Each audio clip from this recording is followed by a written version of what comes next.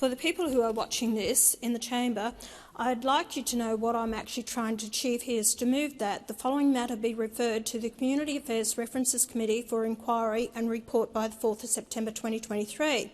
Treatment options for children and young people with gender dysphoria in Australia, with particular reference to A. Whether children are being rushed into gender reassignment treatment, as has been suggested by University of Queensland Law Professor Patrick Parkinson.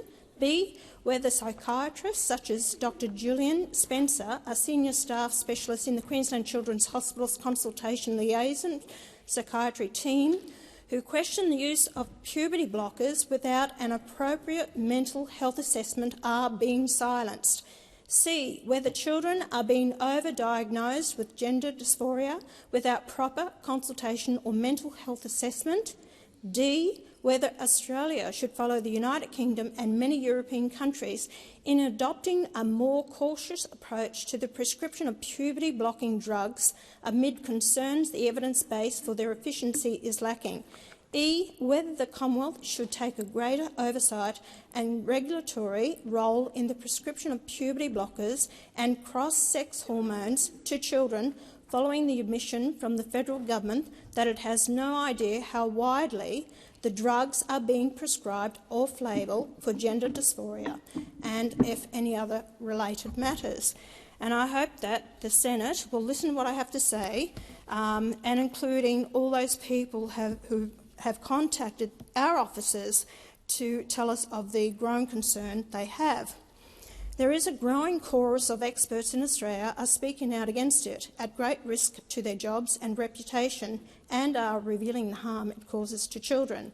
A growing number of Australian parents are feeling completely powerless against it. A growing chorus of experts overseas are warning of its consequences. Countries held by the Australian left to be progressive, like Sweden and Finland, are restricting it. After a broad inquiry which found little evidence supporting it, the United Kingdom has virtually stopped it.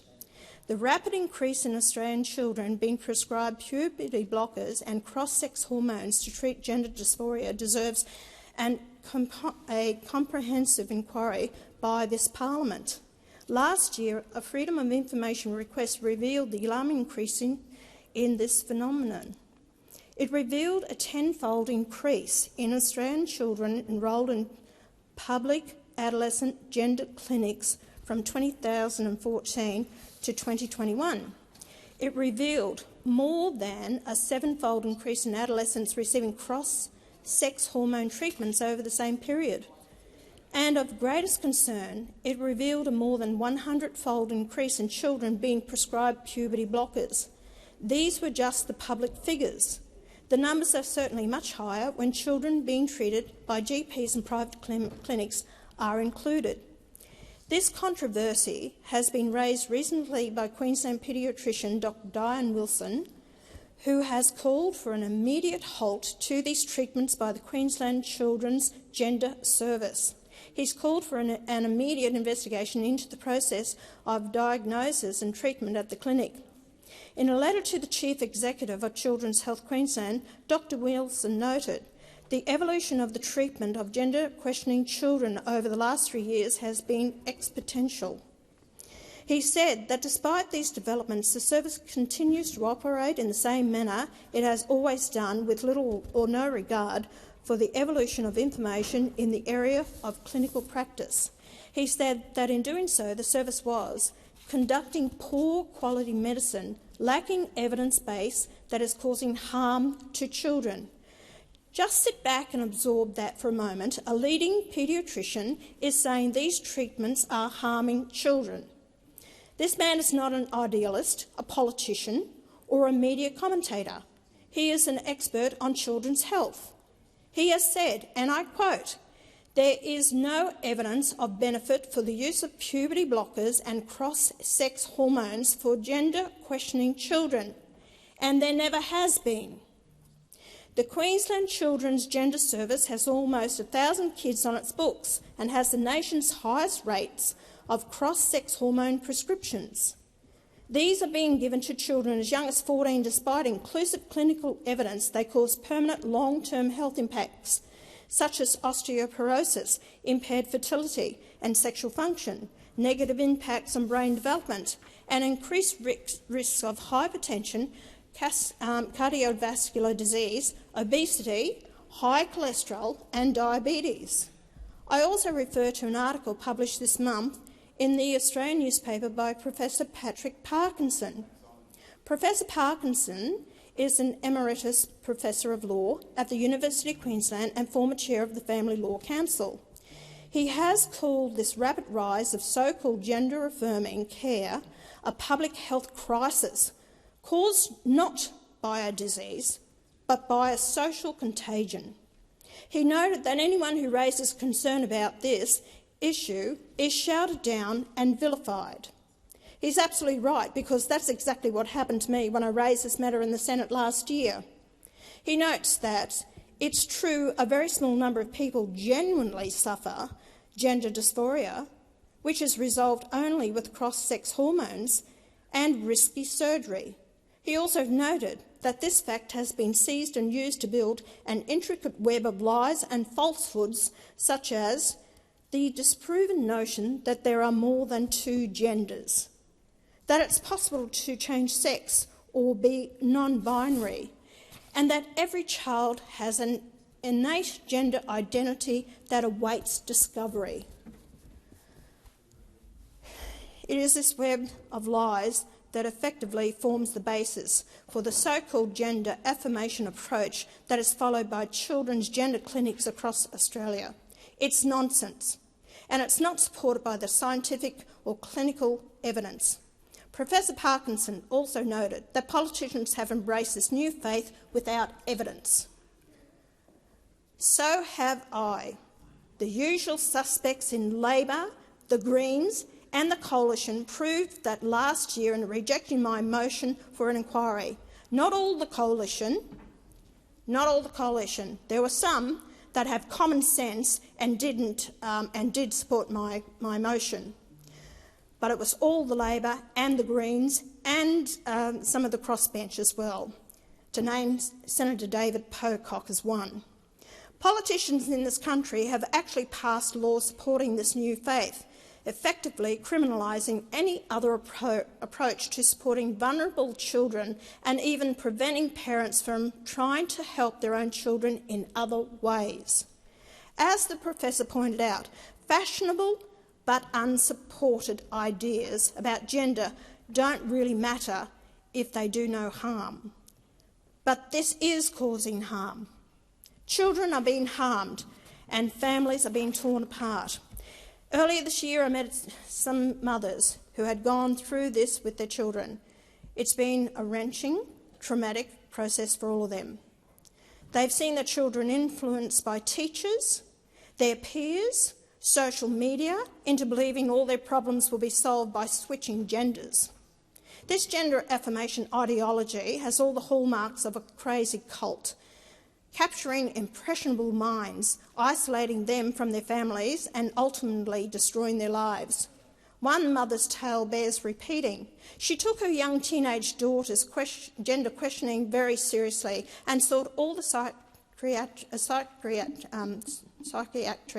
and psychological help she could. These experts couldn't compete with the indoctrination this poor girl was getting in her classes, in the schoolyard and on the internet. The girl, aged only 14, decided she was a boy trapped in a girl's body and demanded gender-affirming treatment.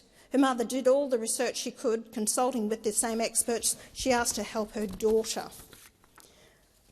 Life at home became unbearable as her daughter grew increasingly estranged as she underwent appalling changes to her body thanks to cross-sex hormones.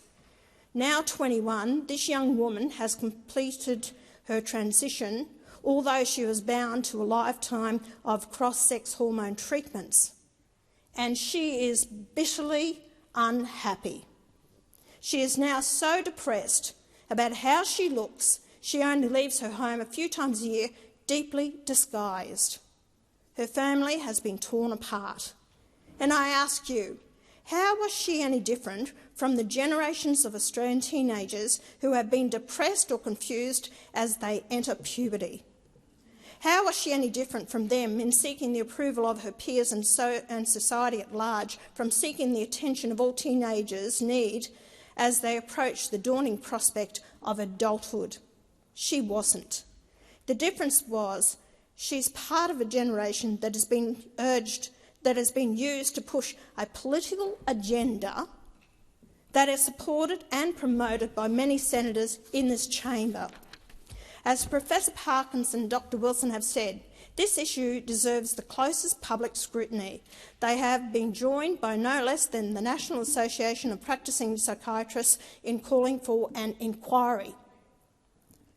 Families which have been caused to suffer this cult deserve the opportunity to tell their stories. If you oppose this, you are a science denier. If you oppose this, you are deliberately ignoring experts who know a great deal more about it than you do. If you oppose this, you are telling these Australian families you don't care about their trauma. You will be telling these families you don't care about their children. You'll be telling these families you care more about political agenda than the well-being of the most vulnerable people in our Australian society. And I ask, what are you afraid of? What is the problem? Are you afraid of the evidence that will emerge to expose this cult for what it is? You're afraid you will be exposed as complicit in the experimentation which has been proven to destroy lives. Mark my words, if you deny this inquiry, you will not escape accountability, because the Australian people are actually demanding answers to this, as those mothers who walked the halls of this Parliament House at the end of last year, and when they came to me and I said, what reaction you have? Great reaction from the senators. They are all in support of a Senate inquiry. This is not a bill. This is not a bill, this is a Senate inquiry to give these people the opportunity to have their say, to tell us what is actually happening out there with their children. You're not asking me the questions. I'm just putting forward on behalf of the people that I represent that they want to have a voice. They want to be able to put their stories across. Their children's lives have been destroyed. They've lost control over their children, and you will not give them this. Labor voted against it last time, and the Greens fully voted against this as well, and so did some of the crossbench. Oh yes, and your comment, Senator McKim, is exactly the same, and you're going to do exactly the same again. Pushing your own agenda. You don't care about the children of this nation, you don't care about the families, and these people who want to actually have a voice and a say. There is no problem about having an investigation. If you might have your own issues, no one's saying to you you don't have to stop your children from having puberty blockers and all the rest of it, but give the parents an opportunity to have their say and say the impact it's had on their lives. There is nothing wrong with that, is giving this people to have a say in this. You know, your interruption is just, it appalls me that you do not understand. You're not here to be a voice for the people of this nation who are crying out for something to be done about this. They want to be heard. That's all they want. Just give them the opportunity to have this Senate inquiry so they can actually be heard. Then make up your mind. Let the report come down and then put it to the whole Parliament. There's nothing wrong with asking for that. And on behalf of these people of Australia who are calling us to do this, they are, you know, the whole of the country, the way it's going with this woke, it is just ridiculous the way we're going. And many people ring me up and say, what the hell is happening? You know, is it in the water in the bubble in Canberra? What is on the minds of these politicians that they can't understand what is happening out here in our communities, to our children, in our schools, and what we teach the kids, what we're telling the young ones, all the rest of it? Keep your LGBTIQ to yourself behind your own bloody closed doors. Leave the children alone. They do not have a right to be put your sense of what you want to say through the teachers and everyone. Leave the children alone. This is to do in their own homes, not for you pushing your own agenda on innocent children's minds of what they should be, or whether you're a girl or a boy. I've never heard of anything so disgusting all my life, what is happening in our school system now to our young, innocent children. So I call on the chamber, please consider this motion. It's not a bill, it's about giving the people of Australia the opportunity to have their say. Thank you, Senator Hanson. I'm going to share the call around the chamber. Senator McAllister, you have the call. Thank you very much, Acting Deputy President. Well, all Australians deserve access to the health care that they need, including children, young people and their families. And it is important that each child and family, including transgender and gender-diverse children, have access to the care and support that they need for the best possible health outcome now and in the future. Many of the matters contained in these proposed terms of reference are a matter for state and territory governments. The governance of hospitals is a prime example. Additionally, many of the matters contained in these proposed terms of reference question the expertise of clinicians who, in treating their patients, utilise their clinical judgment to provide appropriate support and care. But I think we can see from the comments made just now that this motion is not about ensuring appropriate support and care. It is instead about establishing a platform that will inevitably be used by people with extreme views who would do harm to a vulnerable patient group, their families and their loved ones. And these children need care and support, not a parliamentary inquiry. This view is shared by the community as well as by medical experts in this field. As was noted back in November, in response to a similar motion, advice has been received from the Royal Australian College of Physicians, which said that a national inquiry would not increase the scientific evidence available regarding gender dysphoria, but would further harm vulnerable patients and their families.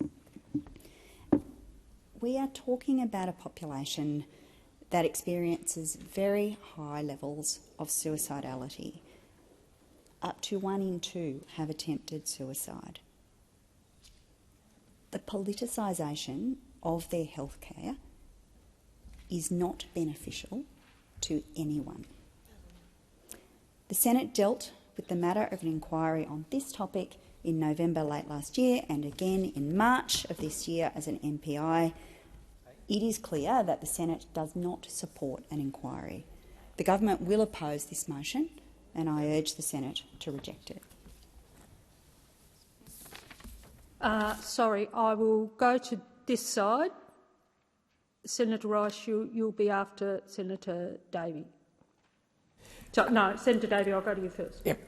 Thank you very much. Look, and I rise and I would like to thank Senator McAllister for her very considered words on this very sensitive issue, and I will be brief. I just want to put on record, though, why myself and my colleagues will actually be supporting this motion, and it's not for all of the reasons that Senator Hanson has explained, but it is also understanding the committee process in this place and understanding that the committee this is going to be referred to is actually chaired, my understanding is by yourself, Senator Rice, by Senator Rice from the Greens.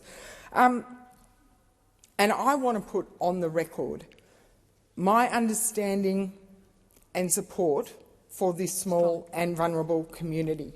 And indeed, I know people from this community who live in regional areas who have additional challenges, access to support services, access to these specialist clinicians. And I support an inquiry to help in the education process as well, so that people understand some of the points that Senator McAllister raised.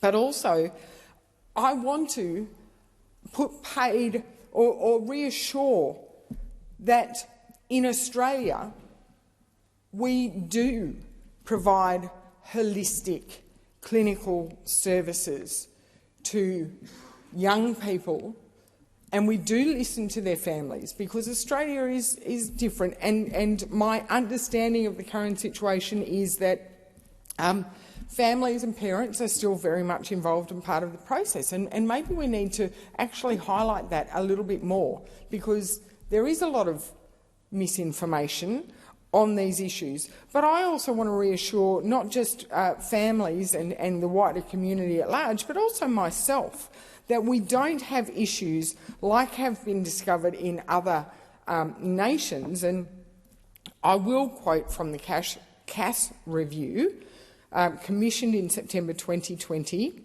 into the Tavistock Clinic in the United Kingdom. And I am fully aware that, yes, the clinic was initially due to close by a court, but then that ruling was overturned by a superior court. I acknowledge that. But the UK government has now determined that Tavistock, as a standalone clinic by itself, is going to close in a transitioned manner, and then 2 clinics will open up, one in the north, one in the south, and that a lot of the issues identified in the Cass report must be acknowledged and actually addressed with the new clinics. And the key issue is that Dr Cass found that once patients are identified as having a gender-related distress, other healthcare issues they had, such as being neurodivergent, can sometimes be overlooked.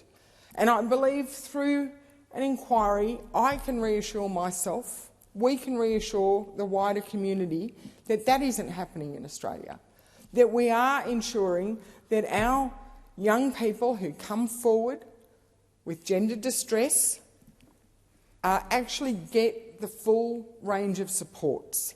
They get to talk to psychologists, they get assessed, they get to talk to specialist GPs, they understand fully the risks and the positive benefits of the choices that they are making, and that their parents are with them all the way.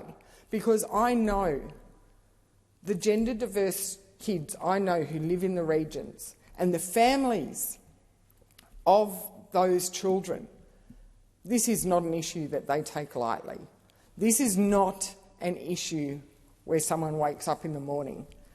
This is something that families work through. It is a journey, it is a long process, and the trans kids I know are remarkable. They are absolutely remarkable. They are brave, they are strong, and they are proud people. And I applaud them. But I also know that they have had a lot of family support, they've had a lot of medical and specialist support. And I just think that by supporting this inquiry, we actually enable a lot of those stories to come out as well. So I and my colleagues will be supporting this inquiry, but we will also accept the will of the Senate. Thank you. Thank you. Senator Alman-Payne, just before you start, I owe you a small apology. I was looking at Senator Rice when I was referring to you before, so my apologies, and please speak. Thanks, Acting Deputy President. I rise to speak against this motion. This divisive, cynical and hateful exercise ignores reality, and it throws mud onto kids, their families and members of the LGBTIQA+ community. We have seen time and time again the hateful minority that beats the drums of transphobia, outclassed and outnumbered. They have no home in this parliament, and they have no home in the Australia community. Access to healthcare for young people who are suffering gender dysphoria and an increase in them accessing those services is a good thing. It means that young people are getting the medical care and support that they need. We know that young people who suffer gender dysphoria are at extremely high risk of suicide. Why would we want to stop those young people from accessing good quality medical care that keeps them safe? I didn't hear a story before about a family torn apart by a young person accessing gender-affirming treatment, What I heard was a horrible story about a young person who was seeking treatment whose family couldn't or wouldn't accept them for who they were. And we don't need an inquiry for young people and their families to get the information that they need about this type of health care. That is a matter for the young person and their families and their doctors. If we adhere to the principle of do no harm, then we don't subject young people who are suffering from gender dysphoria to an inquiry that will give space for people who are filled with hate and bigotry to politicise them and politicise who they are.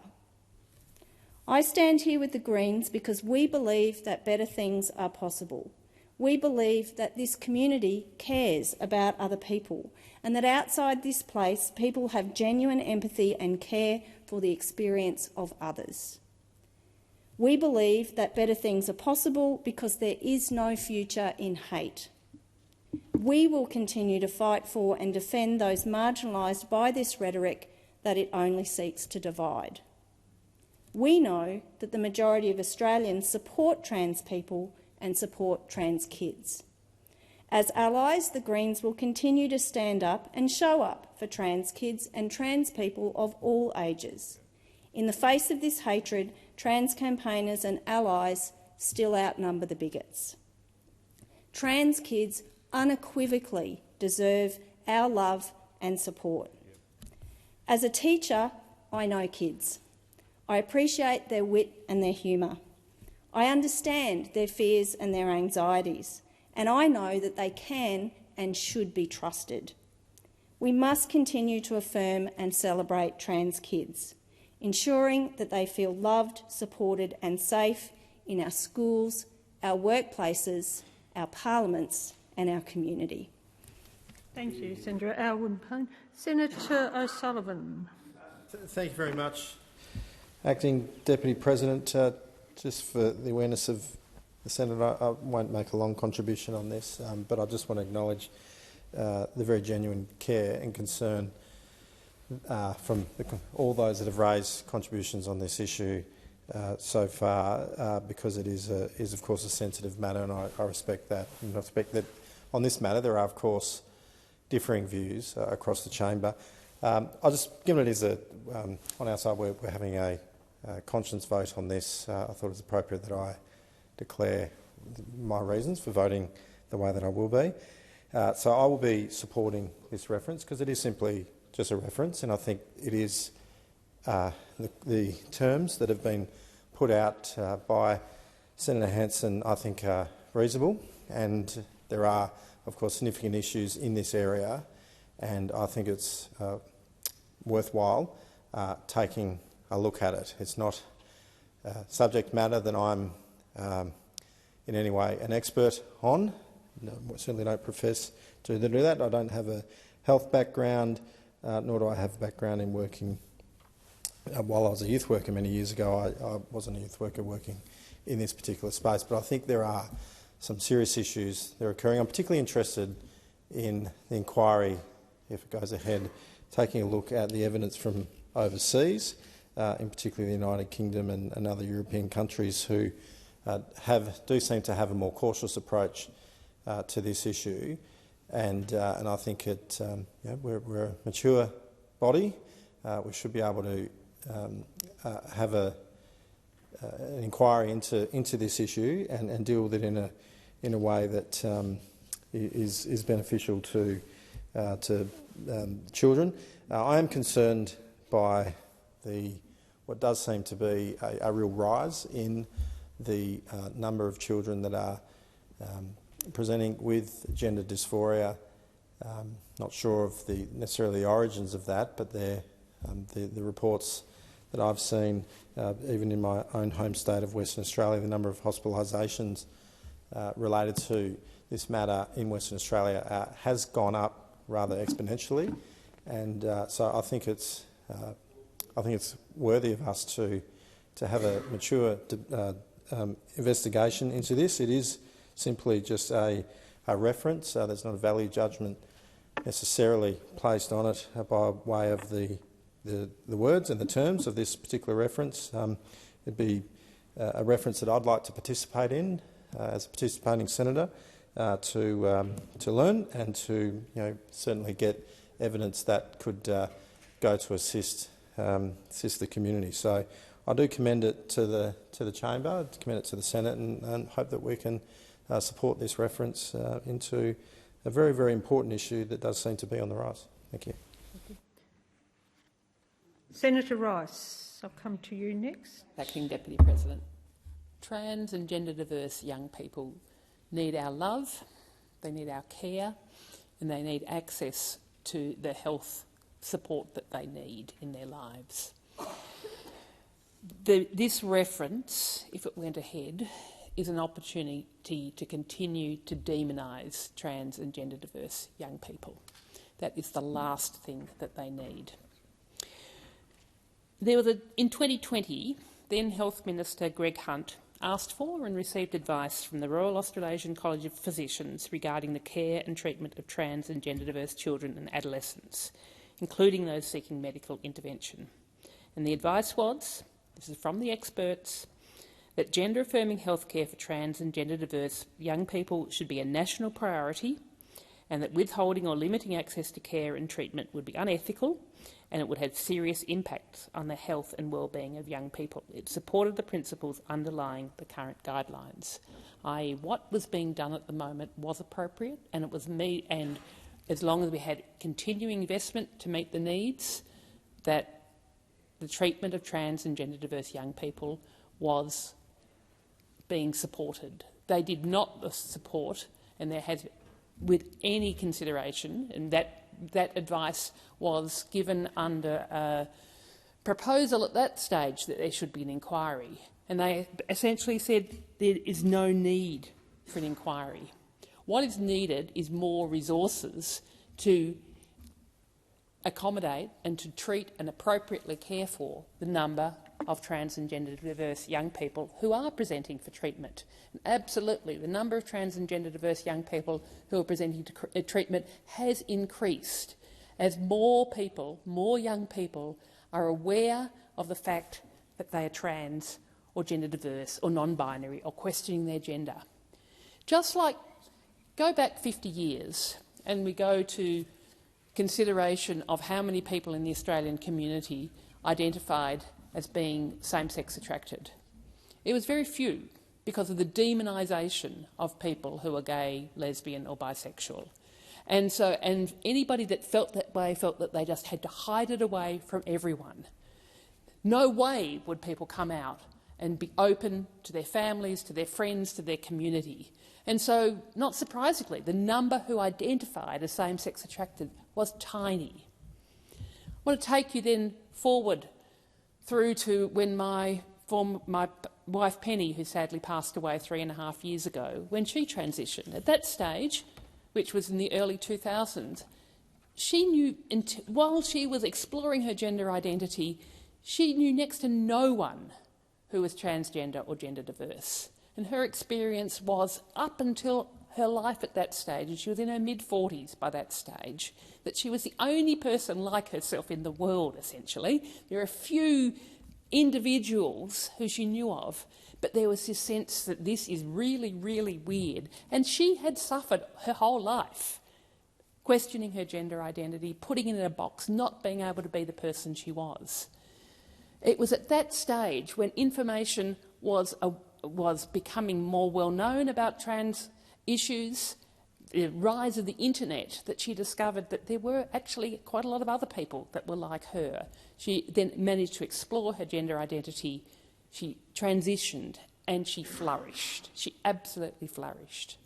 So for so many, the rise in young people seeking support is a reflection of the fact that people now know that this is a thing, and that if they are questioning their gender identity and if they want to affirm their gender that's not their biological sex, that that's possible and that they will be happier people for it. There was a 2022 study, so just last year, that found that access to gender-affirming care was associated with improved mental health outcomes amongst trans and gender-diverse young people. Access for gender-affirming care, including puberty blockers and gender-affirming hormones, was associated with 60% lower odds of moderate or severe depression and 73% lower odds of suicidality over a 12-month follow-up. So that is, in short, that when young people are able to access the health care they need, their lives are improved because of it. This referral that we have got before us today is coming from a position that demonises trans and gender diverse people. It's coming from a position that this is a really negative thing, that there are an increasing number of trans and gender diverse people. And I reject that entirely. I'm really sad at the level of hatred and vitriol that is still there towards trans and gender diverse young people. This is the stuff that does the harm. This is the stuff that makes people feel that they are not welcome. This is the stuff that makes people feel that society doesn't want them and that they've got to, hide their true identity, and that life, for some of them, they think is not worth living. We do not need another inquiry that's just going to come from this frame of this negative attack on trans and gender diverse people. It would be incredibly damaging. And even though, I welcome the contributions that say it's going to be coming to my committee so everything's going to be okay, that's not going to be the case. It would be a platform for the bigots. It would be a platform for hate. It would be a platform for harm for so many people. And it is not what is needed. What is needed is to have the health care, to have the support, to have society recognising that trans and gender diverse people are loved, accepted by society, that their identities are absolutely valid and should be celebrated. And the Greens want that to occur, and we want to work with everyone in this place to realise the importance of that, to be realising the value to young people in particular of being able to be the people that they really know that they are. Thank you, Senator Rice. Senator Roberts, I'll go to you. Thank you. As a servant to the people of Queensland and Australia, I support Senator Hanson's motion to refer the issue of treatment options for young people with gender dysphoria to an inquiry. It's a simple fact that the model of gender affirmation is completely experimental. More likely, and that's at best, more likely it's mutilation and debasement of children. Gender affirmation treatment is putting children who feel confusion about their gender at a young age on the pathway to life-altering hormone blockers and irreversible surgery. It's butchery when children need something else. Some feelings of confusion. People seem to have difficulty accepting this. Some feelings of confusion are completely normal as teenagers make their way through puberty and experience many new changes to their body. Left alone or dealt with by counselling and therapy and love, in the severe cases, these feelings almost always resolve themselves. That is fact. Children need love, compassion, support, respect. I have a relative who had gender dysphoria much of her life. She contemplated gender surgery. She decided to start the process. She made the decision. And before doing so, decided she would not adopt chemicals or surgery. She and her doctor wife came to accept her dysphoria. They are now proud parents of a lovely young child. We accept and love her regardless of her decision. I have a friend who did change gender the opposite way, from male to female. Another lovely person. These people need to be accepted. But children need support and counselling and love, not chemicals, not scalpels. The alternative, as I said, to this gender affirmation is leaving kids to work through their issues lovingly with support and counselling and therapy. The alternative is gender affirmation. Gender affirmation involves telling children that sex is just an arbitrary concept. That's a lie. An arbitrary concept that you can choose to be a boy or a girl whenever you want, and with a click of a fingers you can change teams with little to no consequences. Introducing this idea around the time of puberty and of other feelings of confusion is a dangerous, risky cocktail. Right at the time children are feeling most confused, they're told nothing is real and that everything will be fixed if they simply switch teams.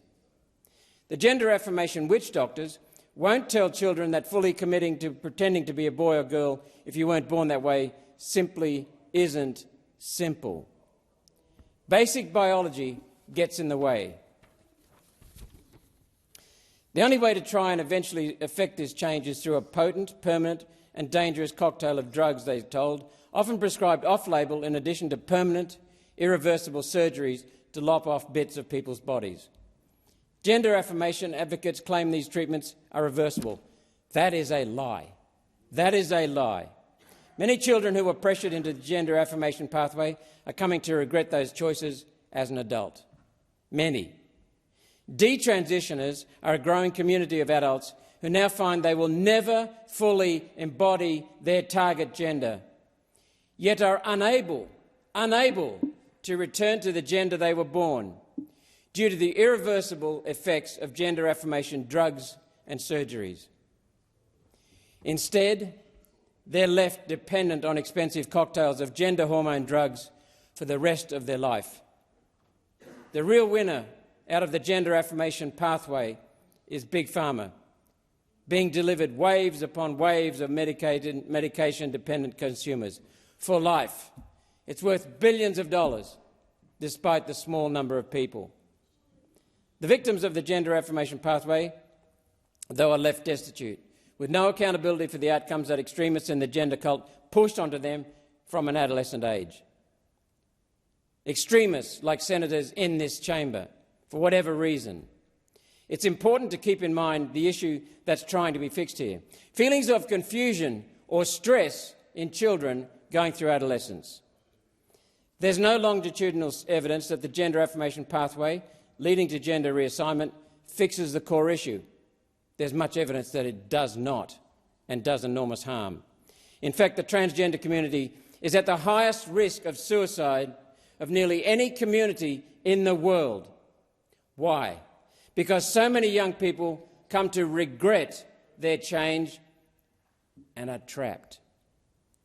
Trapped for life in being unable to change back to their birth gender, which they come to accept. Trapped for life, unable to have children themselves, unable to live a normal life, regretting their decision for the rest of their life because they did so as an impressionable child. Whether that's because they're simply predisposed or to psychological distress, or that distress is created or compounded by the failed gender affirmation pathway, that's difficult to say. What can be said, however, is that if reassignment surgeries and drugs are meant to be a cure for psychological distress in children, they have absolutely and obviously failed. They're failing many, many children. The truth is, putting children on the gender affirmation pathway is a pathway to butchering people for no healthy clinical outcome. Many medical whistleblowers have raised these concerns. I'll say that again. Many medical whistleblowers have raised these concerns, yet have been shouted down by the powerful Big Pharma and transgender cult that holds power at the moment. The United Kingdom has seen this problem, lived this problem, and after whistleblowers blew the lid on medical abuse happening at Tavistock Gender Clinic, the entire clinic was shut down. The entire clinic that was once held up on a pillar and treated as a god. Now it's under class action suits and people recognising the hideous crimes that they've committed. At the very least, these issues need to be referred to a committee for inquiry.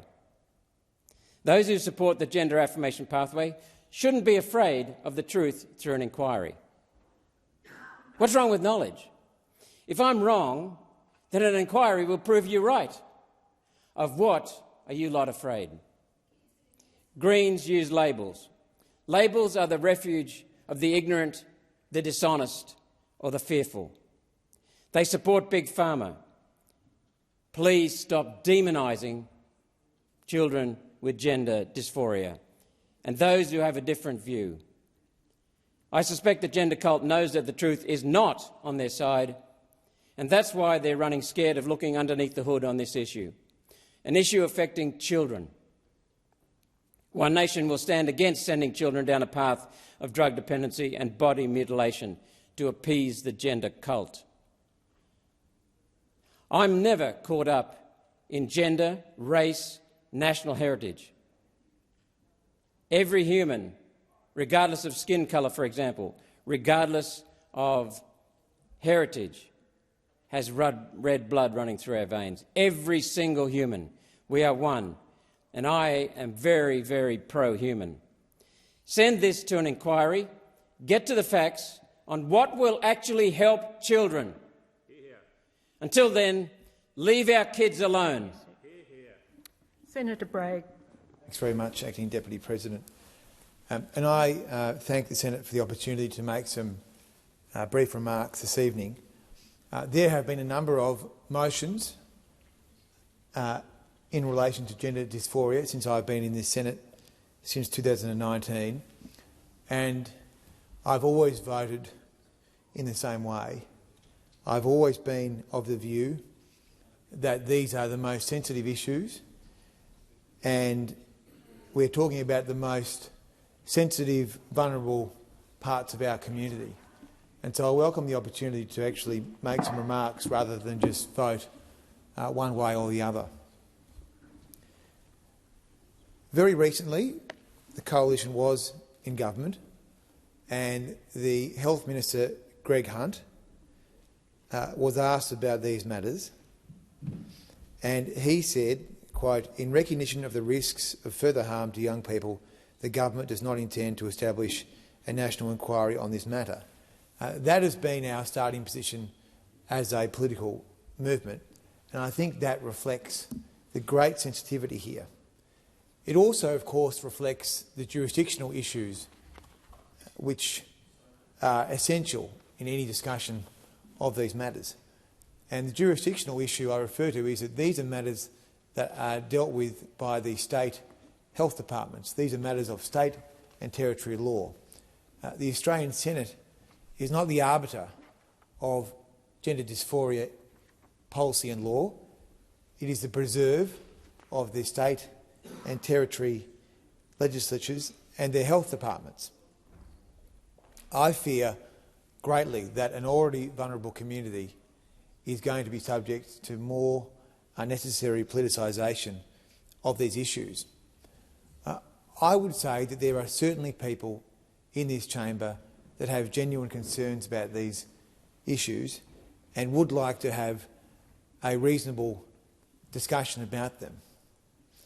But it is not true and it is not reasonable to invoke parents in the way that it has been by some. Parents who have been connected to children that have had gender dysphoria have different views about these matters, but I think they are almost all united in their belief that these matters should not be politicised, they should not be weaponised by politicians, and that they would be united in their view that even if they thought there should be an inquiry, and I know that there are parents who believe there should be inquiries into these matters, that the inquiry should be conducted quietly by bureaucrats, by health officials, by people who are working in the jurisdiction, not by people who are seeking to make other points, perhaps political points. And of course the jurisdictional issues are important here. And the Commonwealth doesn't have a day-to-day role, other than in relation to family law, where the family law cases have made it very clear that nothing can happen unless there is parental consent, and that is established under the family law arrangements through the Imogen case. But I reiterate this point here, that this is about the way that the states and the territories run their own affairs. It is not about the Commonwealth Parliament. So the terms of reference here, I would say, are not balanced. They already present a view. And as a Liberal, I would say strongly that they violate the federalist principles. that I think are very important here, particularly E, which proposes the Commonwealth to take a broader role here. So the Commonwealth, the natural extension of this point is the Commonwealth will be running state and territory health policy. Now, that is not the appropriate thing for us to be doing here. Australians already know we are over-governed. If there is a problem with the state or the territory law, then that should be taken to the state or territory jurisdiction. So what should happen next in relation to these sensitive matters? I believe that people who are coming to this with an open mind or want to undertake a good faith inquiry should be given options to do that. I don't think we should be closing down inquiries for the sake of closing down an inquiry. I think the genuine issues should be investigated. No one is suggesting that things should be pushed under the carpet. So where would these issues go, bearing in mind the extreme sensitivity and the heightened suicide risk that everyone in this debate accepts? Everyone in this debate accepts that these are the Australians that are most likely to take their own lives. So therefore, surely this demands the greatest degree of sensitivity. So I would have thought that it would be something that the state health ministers could come together and look at, or it could be something, if it was really necessary, that the Commonwealth Health Minister could discuss with their counterpart in the other party of government, the alternative government. I think bipartisanship on these matters would always be essential, because there is a risk that some of these US-style culture wars on these matters could be introduced into our jurisdiction, which could make a very sensitive situation with a very vulnerable community much, much worse. I'm sure everyone tries to do the right thing when they come into this place, but I am convinced that it would not be the right thing to subject an already very vulnerable community to an inquiry which the health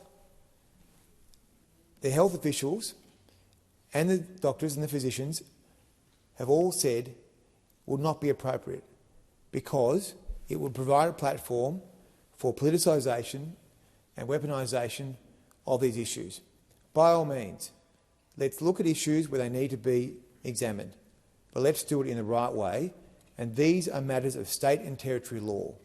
So therefore, the obvious place for these matters to be assessed in a calm and measured and frankly private way would be through the state and territory jurisdictions.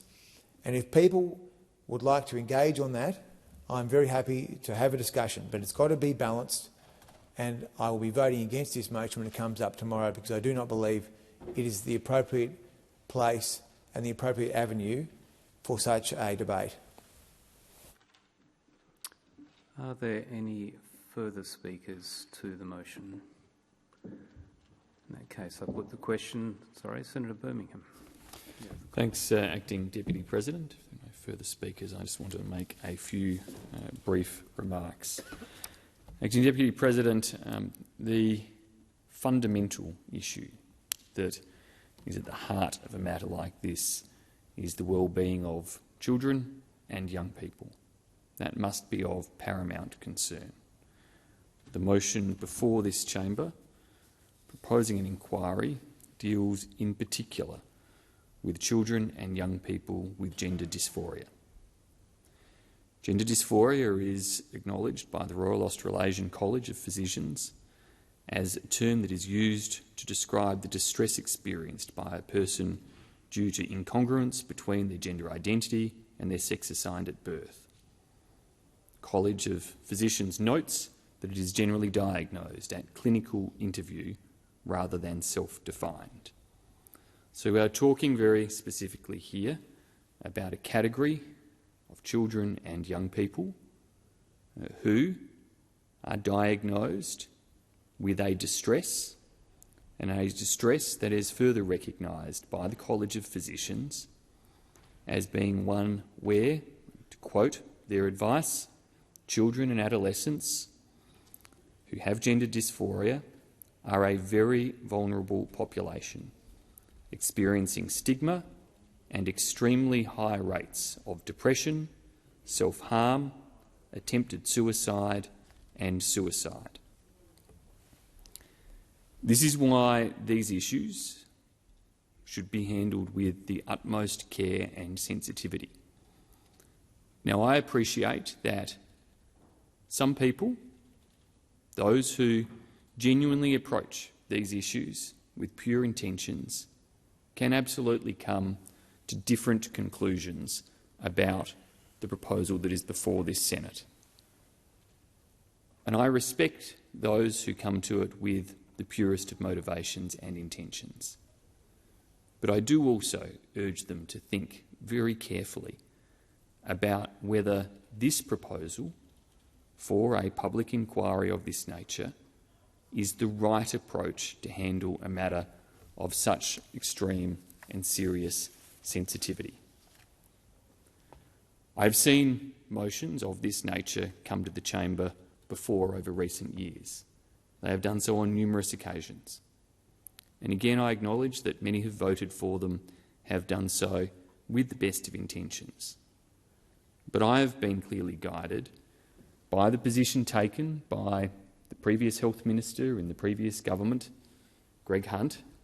Minister Hunt was very clear in his view that we needed to approach these issues with caution, with sensitivity and with concern to ensure that the actions of Parliament or government did not cause further harm to a highly vulnerable population.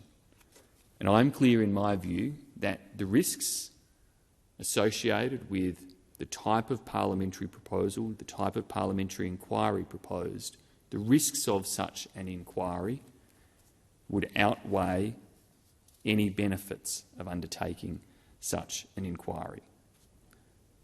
That I am sure, as with any field of science and medical study and research, for which there is a growing body of knowledge, but a growing body off of limited beginnings, that there is still much to be learned in this space, and that there are still improvements to be made in terms of the type of clinical guidance that can be provided and the type of treatments that are offered.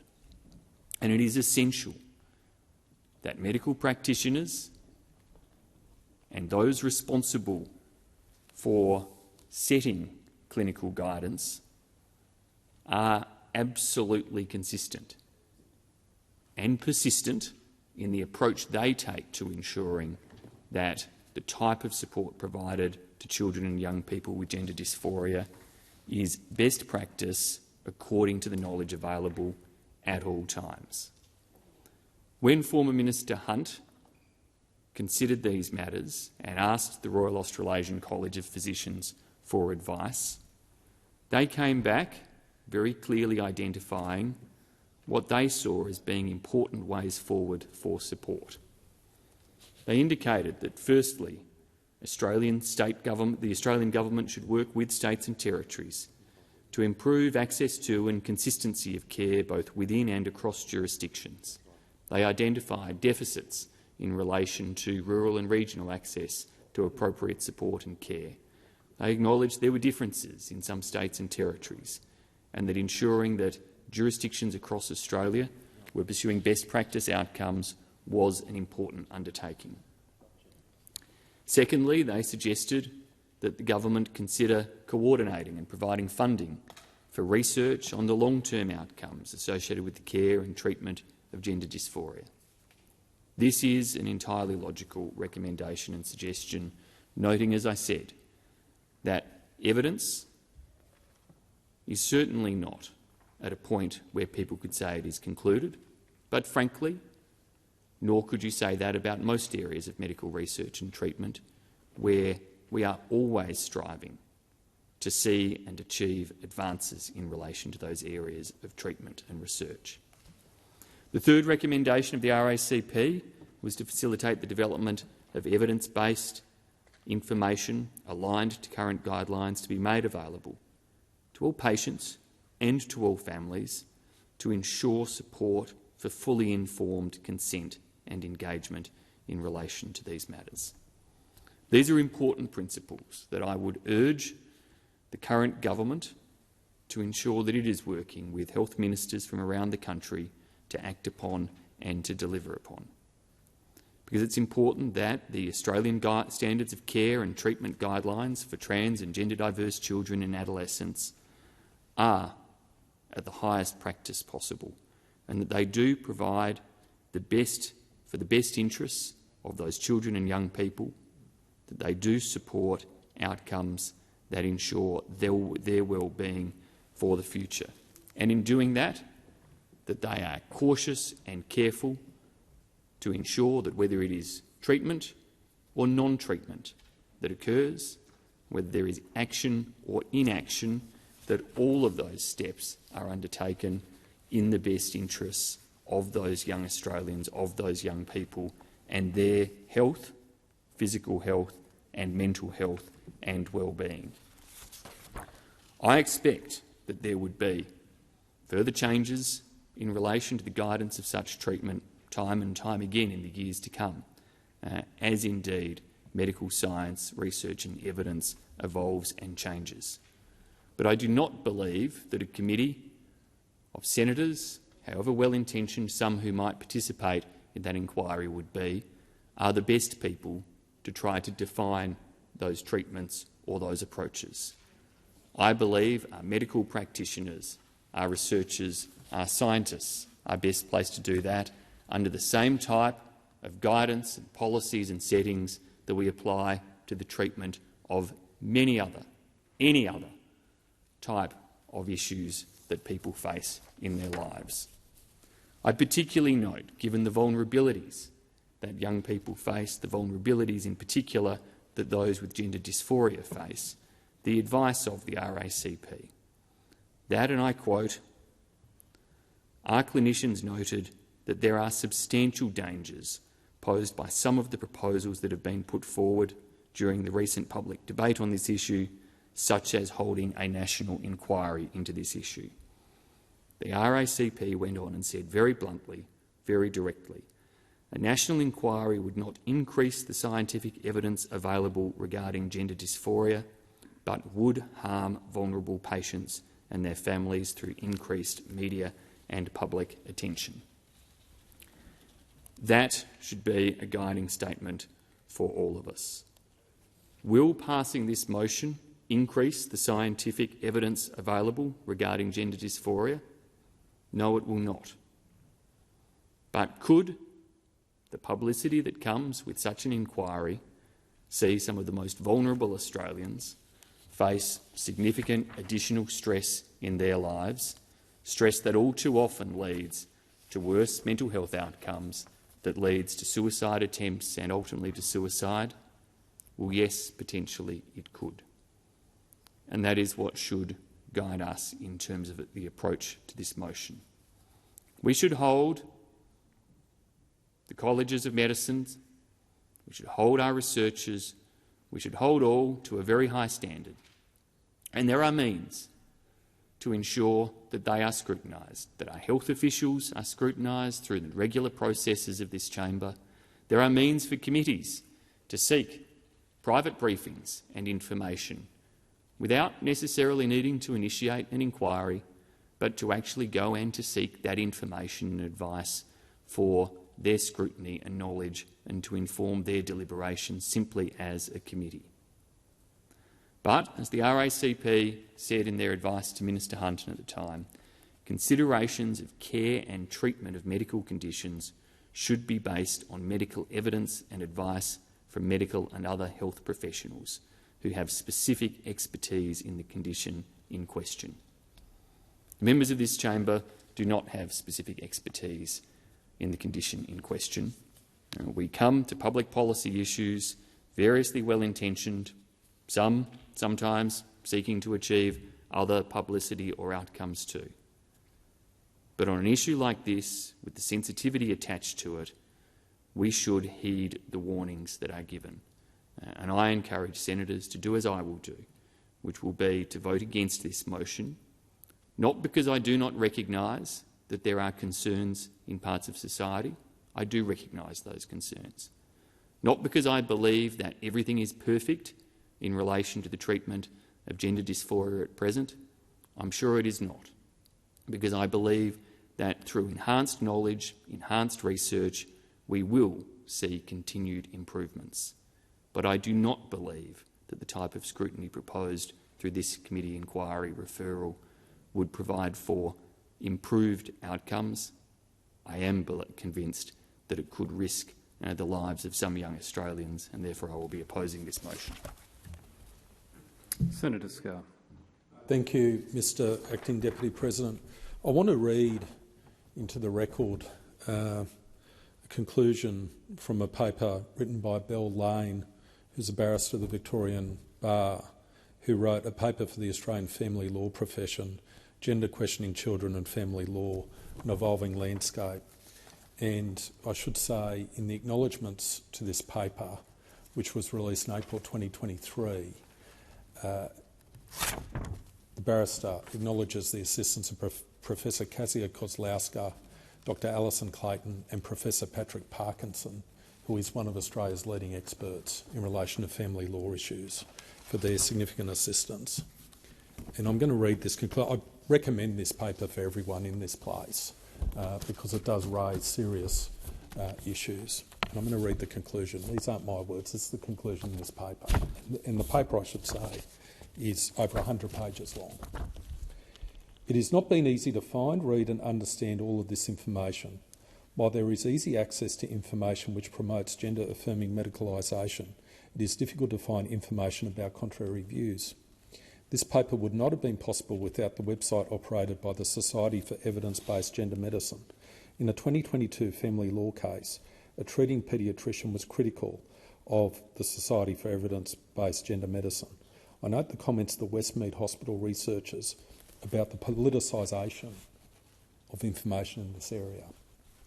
Quote, "The fifth challenge pertained to the issue of research. In this context, we had set up research as part of the clinic's routine activity, enabling us to contribute to the evidence base regarding children who present with gender dysphoria. In the process of writing up data from our clinic, we became aware that the process of knowledge development, ours and that of other researchers, was at risk of being thwarted by ideology. In 2019, in response to this issue, the Society for Evidence-Based Gender Medicine was founded to promote safe, compassionate, ethical and evidence-informed healthcare for children, adolescents and young adults with gender dysphoria." End quote. Unfortunately for children and young people and families who are trying to work through complex issues around identity during a time of distress, this is a highly politicised area. Polarisation and the inability to fully discuss these issues comes at a cost. Comes at a cost to young people and their families. As the Westmead researchers conclude,